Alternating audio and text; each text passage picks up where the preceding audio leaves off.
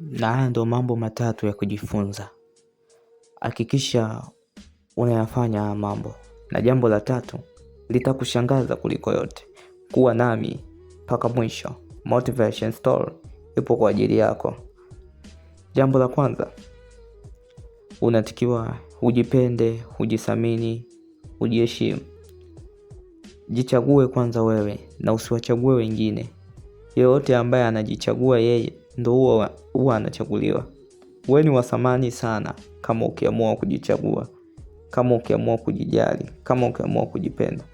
Na jambo la pili, muda.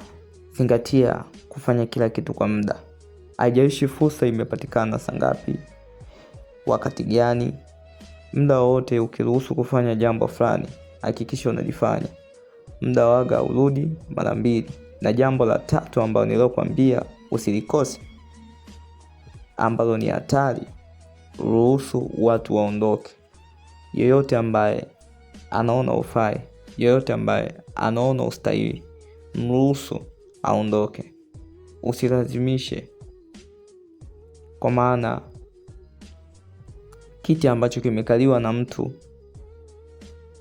hakiwezi kukaliwa na mtu mwingine mpaka yule mtu aondoke. Kwa hiyo kuna watu wanatamani kuja kwako, kuna watu wanatamani waje upande wako, lakini tayari wewe kuna mtu ambaye yupo pale. Kwa hiyo watu wanakosa hiyo fursa ya kuja.